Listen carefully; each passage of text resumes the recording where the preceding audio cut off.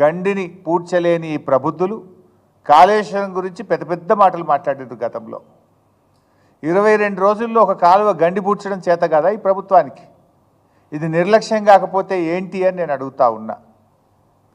పాలేరు జలాశయం నుంచి పంట పొలాలకు నీళ్ళిచ్చే కాలువ ఏదైతే ఉందో అది పాలేరు జలాశయం దిగువన దాదాపు ఒక 100 మీటర్ల దిగువన మరి ఆ కాలువ గండిపడ్డది. ఆ కాలువను పూడ్చడం చేతగాక ఈ ప్రభుత్వం రైతుల పంట పొలాలు ఎండబెడతా ఉన్నారు. సెప్టెంబర్ 1వ తేదీన గండిపడితే ఆల్మోస్ట్ 2వ తేదీ 3వ తేదీ కల్లా వర్షాలు తగ్గిపోయినాయి. వర్షాలు లేవు. గత 22 రోజులుగా ఏదో వర్షాలు పడ్డాయి, పని సాగలేదు అనే పరిస్థితి కూడా లేదు. 22 రోజులుగా ఏం ఇబ్బంది లేదు పనిచేయడానికి. చిన్న మరమ్మతు చేయకపోవడం అంటే ఈ ప్రభుత్వం యొక్క నిర్లక్ష్యం, ఇది మంత్రుల సమన్వయ లోపం. ఈరోజు పరిస్థితి ఏంటంటే మా వీరయ్య గారు ఉన్నారు, అజయ్ గారు ఉన్నారు, మా ఎంపీ గారు రవి గారు ఉన్నారు. వాళ్ళందరూ కూడా రోజు రైతుల నుంచి ఫోన్లు వస్తూ ఉన్నాయి. వేల ఎకరాల్లో పంట నష్టం జరిగింది. ఇది చూడండి ఎట్లా ఎండిపోతున్నాయో పొలాలు చూడండి దయచేసి. నెర్రలు బాచినాయి పొలాలు. ఒకవైపు కృష్ణానదిలో పరవళ్ళు దొక్కుతూ ఉంటే, సాగర్ నిండు కుండలాగా ఉంటే, ఇవాళ సాగర్ ఆయకట్టు రైతుల పొలాలు నెర్రలు బాచి ఎండిపోతూ ఉంటే రైతులు కళ్ళల్లో నీళ్లు పెట్టుకొని ఏడుస్తున్నటువంటి పరిస్థితి. అంటే ఇది కేవలం ప్రభుత్వం యొక్క వైఫల్యం, ప్రభుత్వం యొక్క చేతగాంతనం, ప్రభుత్వం యొక్క నిర్లక్ష్యం వల్ల ఈరోజు ఈ లక్షల ఎకరాల్లో పంట ఎండిపోయినటువంటి పరిస్థితి. ఇలా పాలేరు నియోజకవర్గం, ఖమ్మం నియోజకవర్గం, వైరా నియోజకవర్గం, సత్తుపల్లి నియోజకవర్గం, మదిర నియోజకవర్గం మొత్తం పంటలు ఎండిపోతున్నటువంటి పరిస్థితి ఉంది. ఇప్పటికే రైతులు నేలకొండపల్లి రైతులు ఎన్ఎస్పి కార్యాలయాన్ని ముట్టడించారు.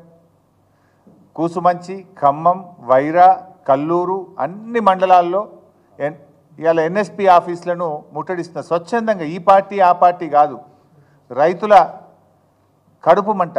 రైతులు పార్టీలకు అతీతంగా పోయి ఎన్ఎస్పి కార్యాలయం ముందు ధర్నాలు చేస్తుంటే ఈ ప్రభుత్వం మొద్దు నిద్రపోతూ ఉంది. బాధ కలిగేది ఏంటంటే పోయిన సంవత్సరమేమో వర్షాలు పడక సాగర్ ఆయకట్టుకు నీళ్లు లేక కరువు వచ్చి పడ్డది. పోయినసారి అట్లా నష్టపోయిన రైతులు నీళ్లు లేక పంట వేయక పడావు పెట్టుకున్నారు పొలాలన్నీ. ఈసారి ఏదో కాలం బాగైంది, సాగర్ నిండింది, కృష్ణాలో నీళ్ళు వచ్చినాయని ఆశపడితే ఈసారి ఈ ప్రభుత్వం యొక్క నిర్లక్ష్యం వల్ల ఇట్లా ఎండిపోయేటువంటి పరిస్థితి. అంటే గత సంవత్సరమేమో ప్రకృతి తెచ్చిన కరువు అయితే ఈ సంవత్సరమేమో కాంగ్రెస్ పార్టీ తెచ్చిన కరువు. ఇది కాంగ్రెస్ యొక్క చేతగానితనం వల్ల, కాంగ్రెస్ ప్రభుత్వం యొక్క నిర్లక్ష్యం వల్ల వచ్చినటువంటి కరువు. ఇది ఎట్లా ఉందంటే ఒకవైపు వరదల్లో నష్టం, ఇంకొక వైపు సాగర్ ఆయకట్టుకు నీళ్ళందక పంట నష్టం, ముందు దగా వెనుక దగా, కుడి ఎడమల దగా దగా, కాంగ్రెస్ పాలనలో రైతు గుండె మంట బగబగ. ఇది పరిస్థితి ఈరోజు. అటు ప్రకృతి వైపరీత్యంతో పంటలు నష్టపోయి దుఃఖంలో ఉంటే, ఇంకొక వైపు ఈ ప్రభుత్వం యొక్క చేతగాంతనం వల్ల, నిర్లక్ష్యం వల్ల పంటలు ఎండిపోతున్నటువంటి పరిస్థితి. ఏముంది, ఒక గండి పూడ్చడానికి ఓ ఇంజనీర్ను పెట్టి, ఒక సీనియర్ ఇంజనీర్ను పెట్టి రాత్రింబవళ్ళు పనిచేయించి చేయాల్సిన పని. నిమ్మకు నీరెత్తినట్లు వ్యవహరించారు. ఓ రొటీన్గా, అంటే ఎంత సీరియస్గా తీసుకోవాలి? కింద 2.5 లక్షల ఎకరాల పంట ఉన్నది. ఆంధ్రప్రదేశ్ది కలుపుకుంటే 3.5 లక్షల ఎకరాల పంట, కొన్ని లక్షల మంది రైతుల జీవితాలు. ఎంత సీరియస్గా ప్రభుత్వం తీసుకోవాలి? అంటే మీకు పట్టింపు లేదు, అసలు ఏమాత్రం కూడా పట్టింపు లేదు. జిల్లాలో 3 మంత్రులు ఉన్నారు, పొంగులేటి శ్రీనివాసరెడ్డి గారు, బట్టి విక్రమార్క గారు, తుమ్మల నాగేశ్వరరావు గారు. 3 ఈ గండిబడ్డ కాలువ పక్క నుంచే పోతారు. రోజు ఖమ్మం పోవాలంటే ఆ రోడ్డు ఈ గండికి 100 మీటర్ల దూరంలోనే పోతుంది. దాన్ని పక్కకెళ్ళి పోతున్నారు. మరి 23 రోజుల్లో కనీసం వీళ్ళు ఒక 10 సార్లు పోయొచ్చు ఉంటారు ఖమ్మం.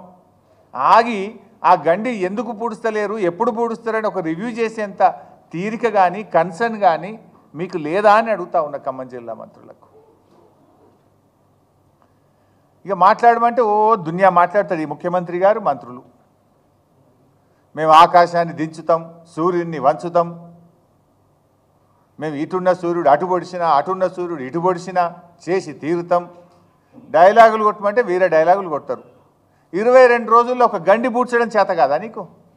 ఇక మాటలు మాట్లాడడం అంటే ఆకాశాన్ని వంచుతాం సూర్యుడిని దించుతామని మాట్లాడతారు. గండి పూడ్చడం 22 రోజులుగా ఒక గండి పూడ్చడం చేత కాలేదు అంటే ఇది ప్రభుత్వ నిర్లక్ష్యం కాకపోతే, ఇది మీ నిర్వాకం కాకపోతే ఇంకేంటి అని చెప్పి నేను ఈరోజు అడుగుతా ఉన్నా. 9 మంది ఎమ్మెల్యేలను ఖమ్మం జిల్లాలో గెలిపిస్తే పంటలు ఎండబెట్టడమే మీరు ఆ రైతులకు ఇచ్చే బహుమానమా అని అడుగుతా ఉన్నా. 9 మంది ఎమ్మెల్యేలను గెలిపిస్తే హెలికాప్టర్ కూడా పంపకుండా 9 మంది ప్రాణాలను బలిగొట్టినటువంటి పరిస్థితి మీది. 3 మంత్రులు ఉన్న జిల్లాలో 3 లక్షల ఎకరాల పంటను ఎండబెడుతున్నటువంటి పరిస్థితి. ఇదా కాంగ్రెస్ పార్టీ చేసినటువంటిది? ఒక మాటలో చెప్పాలంటే ఈ ప్రభుత్వానికి కూల్చివేతలు తెలుసు తప్ప పూడ్చివేతలు రావు. కూల్చివేతలు తప్ప పూడ్చివేతలు వచ్చినట్టు లేదు ఈ ప్రభుత్వానికి. హైడ్రా పేరు మీద పెద్ద డ్రామా నడుపుతున్నారు. ఇక్కడ కూల్చివేతల పేరు మీద పేదవాళ్ళ ఉసురు పోసుకుంటున్నారు. అరే లక్షల మంది రైతులు అక్కడ నీళ్ళు ఎప్పుడు వస్తాయని కళ్ళల్లో వత్తులేసుకొని సాగర్ నీళ్ళ కోసం ఎదురు చూస్తుంటే గా రైతులకు నీళ్ళు ఇవ్వడం చేత కాదా? మీ ప్రాధాన్యత ఏంది అని అడుగుతున్నా. పేదల ఇల్లు కూలగొట్టడం మీ ప్రాధాన్యతనా? లక్షల ఎకరాల్లో పంట ఎండిపోతుంటే ఆ మరమ్మత్తు చేసి రైతులకు సాగు నీరు అందించడం మీ ప్రాధాన్యతనా నేను అడుగుతా ఉన్నా. జిల్లా మంత్రులు పొంగిలేటి గారు, తుమ్మల గారు, బట్టి గారు పొద్దులేస్తే కేసీఆర్ గారిని తిట్టుడు, బీఆర్ఎస్ని తిట్టుడు. ఇందులో మీరు పోటీ పడుతున్నారు. రైతులకు నీళ్ళు ఇవ్వడం కోసం పోటీ పడలేరా? రైతులకు నీళ్ళు ఇవ్వడం కోసం తన్లాడలేరా? జిల్లాలో ఆర్థిక శాఖ మా దగ్గరనే, వ్యవసాయ శాఖ మా దగ్గరనే, రెవెన్యూ శాఖ మా దగ్గరనే. ప్రభుత్వమే ఖమ్మంకి వెళ్ళి నడుస్తుందంటారు కదా. మరి ప్రభుత్వమే ఖమ్మంలో ఉంటే జానెడు గండి బూడ్చలేకపోతున్నారా 22 రోజుల్లో అని అడుగుతా ఉన్నా. 22 రోజులుగా నిద్రపోతున్నారా అని నేను అడుగుతా ఉన్నా. మీ నిర్లక్ష్యం చూసి, మీ నిర్వాకం చూసి, ఆ ఎండిపోతున్న పంటలను చూసి జిల్లా రైతులు 9 మందిని గెలిపించి ఏం లాభమని వాపోతా ఉన్నారు. 3 మంత్రులుండి 3 లక్షల ఎకరాలు ఎండబెడుతుంటే ఈ 3 మంత్రులుండి ఏం లాభమని ఆ రైతులు వాపోతున్నటువంటి పరిస్థితి ఉన్నది. ఈరోజు రైతుల పట్ల కనీసం దయా జాలి మీకేమైనా ఉన్నదా అని అడుగుతున్నా. ఒక మంత్రి గారు అమెరికాలో ఉన్నాడు, ఇంకొక మంత్రి గారు బీఆర్ఎస్ పార్టీని తిట్టే పనిలో బిజీగా ఉన్నాడు, ఇంకొక మంత్రి గారు వ్యవసాయ మంత్రిగా ఉన్న వరదల్లో కొట్టుకుపోయిన పొలాలకు ఇప్పటికీ నయా పైసా సాయం కూడా చేయలేకపోయారు.